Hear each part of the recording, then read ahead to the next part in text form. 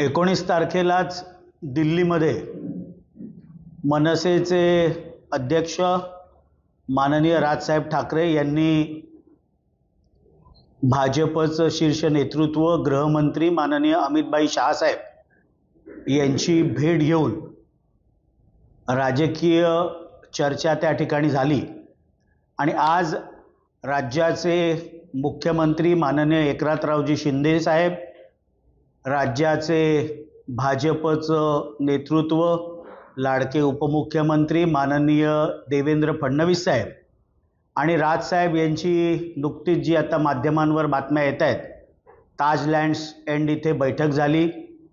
असे संकेत आहेत की महायुतीमध्ये मनसे देखील सहभागी होईल. याबद्दलची अधिकृत घोषणा महायुतीचे नेते लवकरच करतील. पण मनसे जर महायुतीमध्ये आली तर राष्ट्रवादी त्याचं स्वागतच करेल. देशाचे लाडके पंतप्रधान माननीय नरेंद्र मोदीजी साहेबांना तिसऱ्यांदा पंतप्रधान करण्यासाठी 45+ लोकसभेच्या जागा जिंकण्यासाठी जे जे घटक पक्ष NDAमध्ये येतील, महाराष्ट्रामध्ये महायुतीमध्ये येतील, त्यांचं स्वागतच राष्ट्रवादी काँग्रेस पक्ष करेल. महायुतीमध्ये रस्सीखेच सुरू आहे आणि त्यातच आता जागेचा किडा सुटला आणि त्यातच मनसेने देखील आता उडी मारली. नाशिक असेल, पुणे असेल, मुंबई असेल आणि औरंगाबाद अशा जागेवरती ते दावा करत आहेत. याची कुठलीही काळजी माध्यमांनी करू नये. महायुतीतल्या सर्व राजकीय नेत्यांमध्ये समन्वय आहे.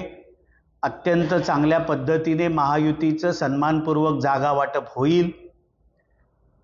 राज्याचे मुख्यमंत्री, शिवसेनेचे मुख्य नेते माननीय एकनाथरावजी शिंदे साहेब, उपमुख्यमंत्री माननीय अजितदादा पवार साहेब, उपमुख्यमंत्री माननीय देवेंद्र फडणवीसजी, हे तिन्ही नेते बसून योग्य निर्णय महायुतीमध्ये होईल जागा वाटपांचा आणि प्रत्येक पक्षाला सन्मानपूर्वक लोकसभेच्या जागा लढायला मिळतील. आणि आत्ता लोकसभेची निवडणूक आहे, त्यामुळे ठाणे जिल्हा असेल, ठाणे जिल्ह्यातील तिन्ही लोकसभेच्या जागा असतील, पालघर जिल्ह्यातली एक जागा असेल, ठाणे जिल्ह्यामध्ये भिवंडी असेल, ठाणा असेल, कल्याण असेल. इथे महायुतीमध्ये ते सामील झाल्यानंतर होणाऱ्या लोकसभेच्या निवडणुकीमध्ये त्याचा फायदाच महायुतीच्या उमेदवाराला होईल. विधानसभेच्या निवडणुका अजून 6 महिन्यानंतर आहेत.